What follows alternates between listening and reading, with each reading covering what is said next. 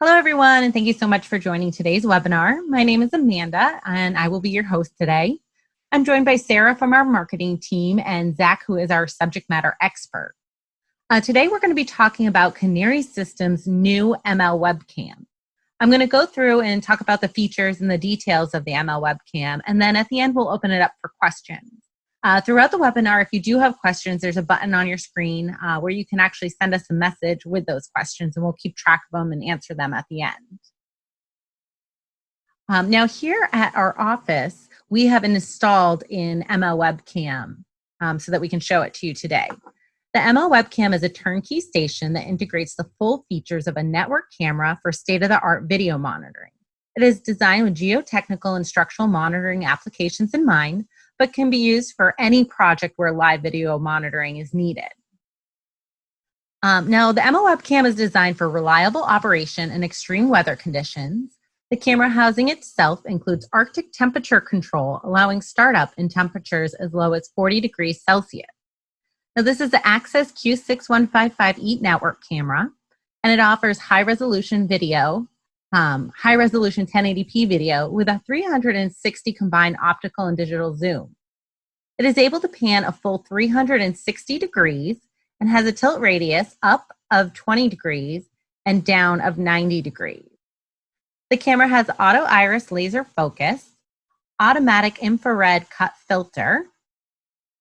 It has a frame rate of 20 to 30 frames per second with 1080p and 50 to 60 frames per second with 720p. It has event triggers such as movement or shock detection in day and night mode. The camera also features Access Zipstream technology, which significantly lowers bandwidth and storage requirements while preserving high-quality video on an HD card. The camera also includes a really cool feature called speed dry function, and this allows the camera to shake off water for a clear image even with rainy weather. So we'll go ahead and show that. Shake, shake, shake.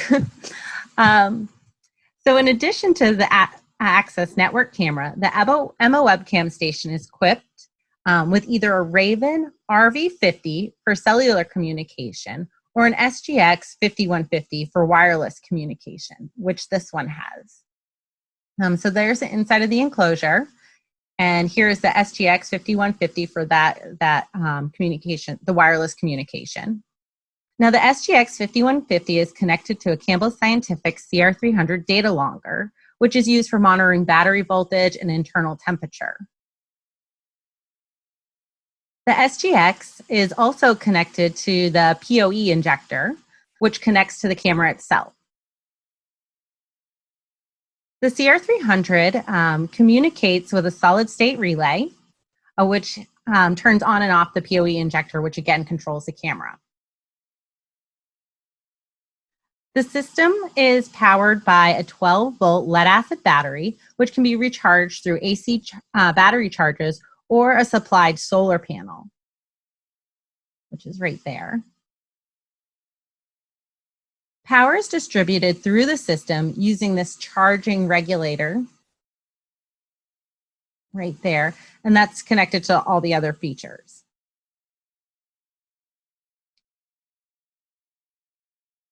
Now we'll go ahead and switch over to MLWeb.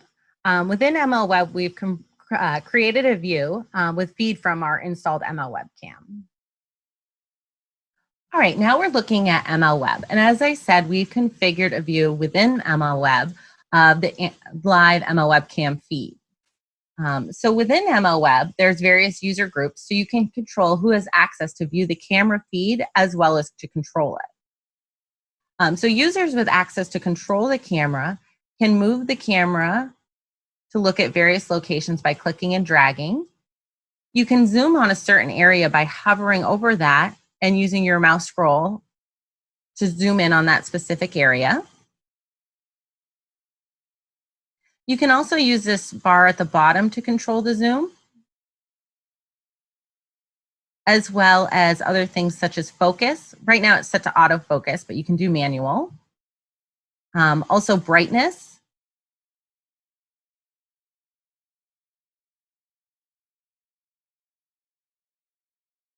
Down here in the bottom left-hand corner, you see it says preset positions.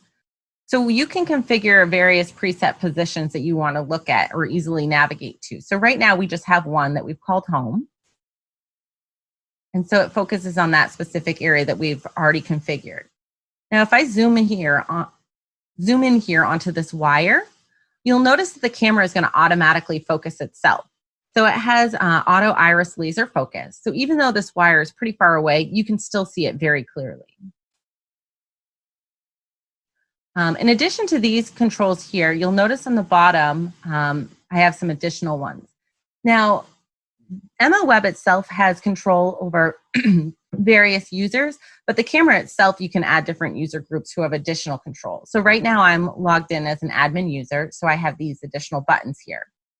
So this first one can take a snapshot of what you're currently looking at. This is that speed dry one that I mentioned earlier that we showed outside, where the camera will actually shake to remove any water droplets. You can also record the feed or use this auto tracking option. So when you click this, the camera is going to automatically detect any movement and it'll navigate to wherever it sees that movement. Usually this little wind sensor here is moving. Oh, so there's a vehicle going by, so it's tracking that.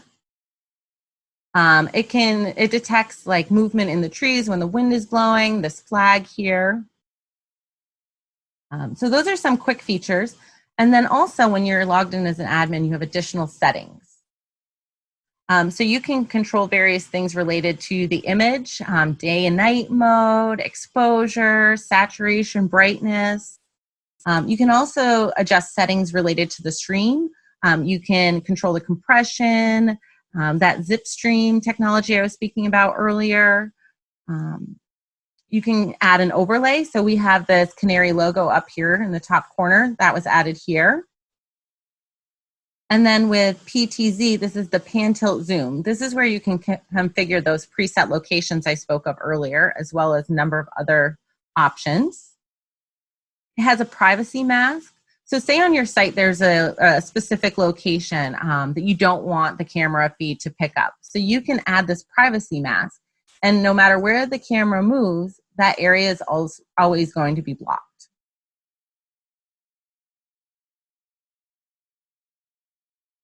There's various apps that can be added to the camera. And then there's the system controls where you can control things like language, date, time, orientation. This is where you can add and edit users. There's also these events that you can schedule. You can configure various action rules. You can create a new rule, and there's some preset triggers that you can use. You can also schedule notifications and add recipients. There's so many things you can do with this camera. It's highly customizable for whatever your project needs are. In addition to the camera feed itself, within MLWeb, so I mentioned earlier that the CR300 is collecting battery voltage and camera temperature. So those elements are being imported directly into MLWeb, and we've linked them to this icon, which is approximately where the camera is outside. So you'll notice here, it's also showing the last reading. You'll notice this battery temperature is in red, and that's because we've configured some preset limits or thresholds. So if the battery voltage dips below that preset threshold, then it's going to trigger an alarm. In turn, make this element show up as red in both the database tree and in the window. In addition to the elements themselves, we've also configured an output here, a chart that shows a comparison between the battery voltage and the camera temperature. So you can look here and see, blue is the battery voltage. And you can see when the camera temperature goes up, so does the battery voltage. And that's because of that solar panel. So when it gets warmer and the sun is bright, that solar panel is charging the battery, so the battery voltage goes up. Now, the CR300 is collecting that data, and we're importing it into MLWeb. And to do that, we use a system called MLWeb hardware. MLWeb hardware is a web-based application included in the release of ML Suite 2019. It handles the online configuration and programming of data collection automation. So I'm just going to touch on a couple of the key points of MLWeb hardware that relate to MLWebcam, because we're going to have a completely separate webinar in the near future that focuses just on MLWeb hardware. So this is the home screen here. These cards on the home screen list all the pre-configured loggers. So I'm going to go ahead and click on this MLWebcam. And now this opens where you configure everything related to the CR300 and the MLWebcam. So this connection card here, this is where you specify how to connect to that CR300. Over here, you have the collection card. This is where you enable collection, tell it to go ahead and import data into MLWeb. And this is where you specify which database in MLWeb to import the data, as well as the interval. So right now we're set to import data every 30 minutes. Now, if for some reason you don't want to log into MLWeb, or you want to check the status of the battery voltage or panel temp in between these intervals, you can do so by going here and clicking monitor and then enable. And here you can get the most recent battery voltage and panel temperature. So these readings are taken every 1 minute. So this is really helpful if you need to see what that panel temp or battery voltage is in between those intervals where data is being imported into MLWeb, or if you want to just quickly check it without logging into MLWeb. So again, MLWeb hardware is what we use to send the program or configure the program that goes to the CR300. And we will, again, have a completely separate webinar on that in the near future. Okay, now we're going to go ahead and just mention a couple use case scenarios. So for remote monitoring, with an MLWebcam installed in a mine setting, an engineer will not need to be dispatched to look at an area in question. They can look at the area using the MLWebcam from the comfort of their home or their office. This can also be valuable as a time-saving tool, especially for mines in remote areas where it could take hours to get on site. At a dam location, visual inspections can also now be done from the comfort of your home or office, especially with this 360 times zoom. Automatically record when movement is detected. So again, if you had an MLWebcam installed in a mine and had events configured to begin recording anytime movement was detected, you could record and store video of a rockfall event. Not to mention, you could also configure notifications to send out alerts when such things happen.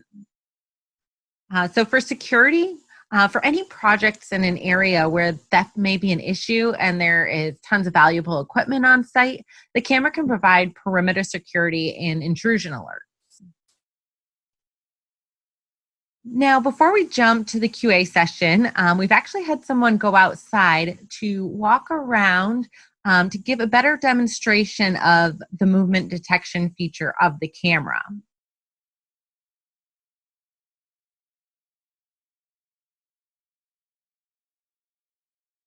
So the camera is going to jump to wherever it detects movement. So it might be just, I think where she is, it's probably seeing her feet move.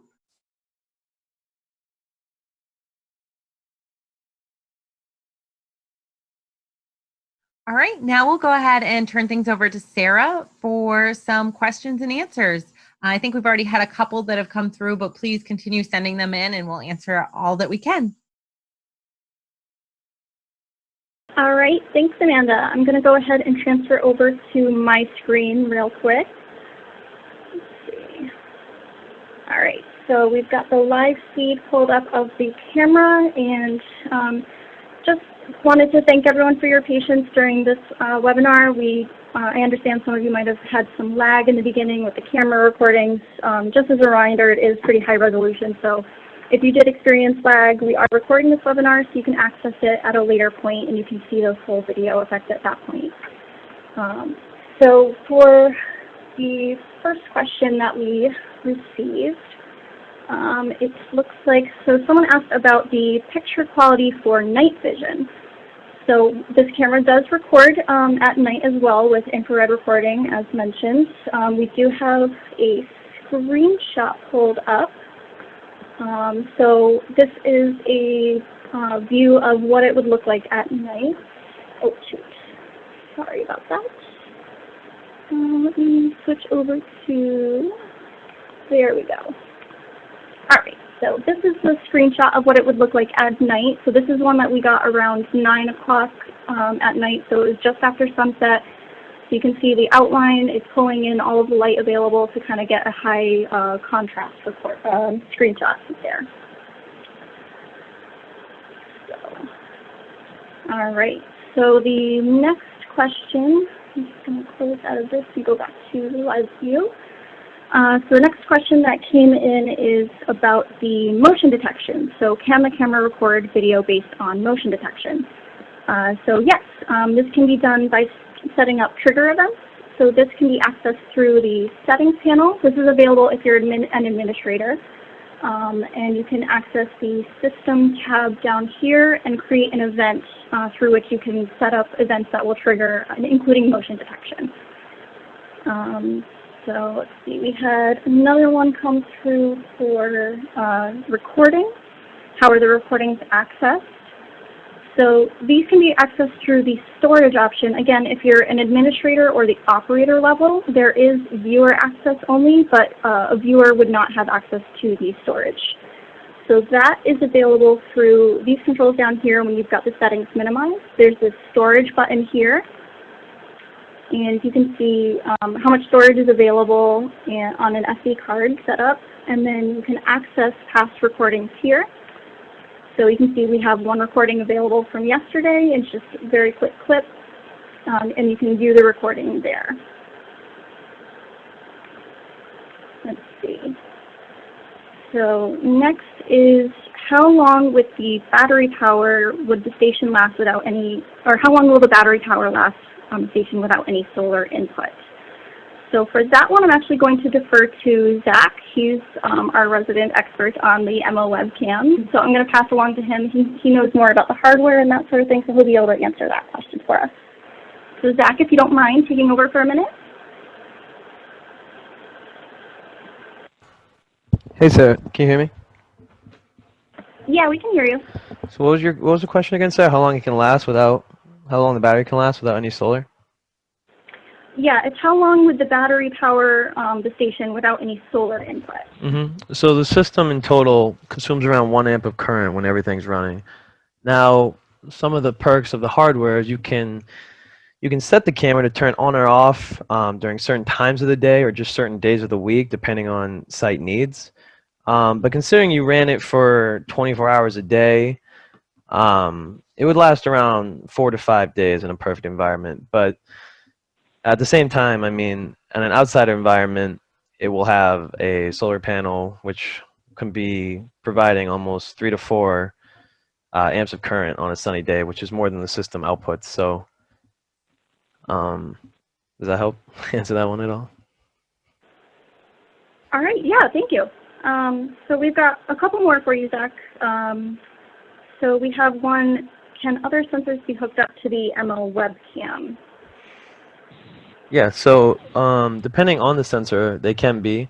You know, for add-ons, you would be able to do an AVW with vibrating wire if you wanted to. There's differential channels on the CR300. And if the CR300 wasn't capable of doing certain things, I'm sure we could, you know, make changes, use different loggers. It's an adaptable system, so we can make work with whatever needs to get done. All right, thank you. So the next one we've got is, can you comment on the accessibility or applicability of remote sites with only cell modems available for data transfer? Yeah, so we actually have a site using this right now with a Raven RV50, as Amanda mentioned earlier. You know, we handle the plan. Right now it's an unlimited plan, but with bandwidth, you can see, you know, it depends on what sites want to use. I mean, realistically, most sites, they would only need, you know, 1 FPS. And if you are at 1 FPS, for some examples, you know, we can see bandwidth around 200 kilobits per second. So if that gives you a rough idea of the kind of data transfer bit rates you can see. And of course, that will go up depending on, FPS and different settings you have on the camera, how often the camera is getting moved, adjusted. It's a variable that is constantly changing, but that's a rough estimate. Okay, great. Yeah, I think that actually addresses another question we had, which was asking about how much data that would consume through a cell modem. So that's perfect. So we had another one, is the camera suitable for applications in an underground mine? So I understand that it's pretty much made for extreme environments, high and low temperatures, but can you comment to an underground mine environment? Yeah, of course. I mean, as you showed that night vision picture, it works perfectly. But the one suitable thing that needs to be planned with, using underground is maybe you'd need AC power. Not having a solar panel or a way for that excess current to come in to keep supplying the battery would probably become a problem. So that's one workaround you'd have to think of. But other than that, it wouldn't be a problem, the camera itself, in an underground setting. All right, thank you. So we had a few more questions come in. Let's see. Oh, this one is, can I control the camera through MLWeb? So yes, the camera is currently disabled for public access, but we do have a demo database set up. So I'm actually logged into that right now. It's this URL here, geomonitoring.com/demolog. And we'll send out a follow-up email to all registrations as well with this information. But starting tomorrow, you'll be able to access, as a viewer, this feed, and you can request guest access to Demolog if you don't have it yet. And you can actually try out the camera for yourself. You can pan and move it around, zoom, that sort of thing. So yeah, all of our guest users will have view access, which lets you control the camera and try it out for yourself. Let's see.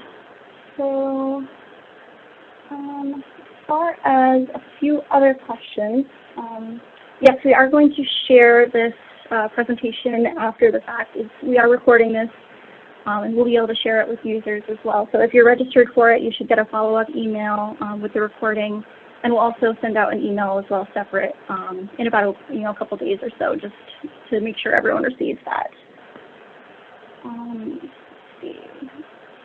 And is the camera using a license like other instrumentation on Canary Systems? So yes, the camera is set up as an instrument with MLWeb. And Amanda, do you have more details on that? So I believe it will use licensing, but I don't have the number of licenses on hand. But we can look into that and get back to reply with that. Okay. Just a moment. We've got a couple questions coming in. Let's see. So we have one, what is the ballpark cost for the hardware? So Jack, are you able to address that at all as far as if we have a price set up yet or not? Or Amanda? I was going to say we could probably provide we can send out the data sheet at a later time that would have some more of that information. All right.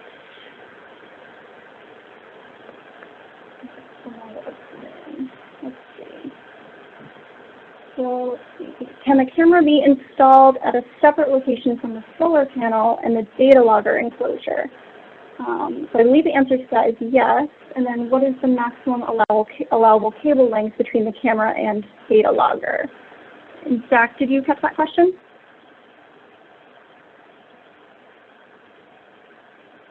Or are you able to? What's that, Amanda? I mean, Sarah, what's that? No problem. So we are asked, can the camera be installed at a separate location from the solar panel?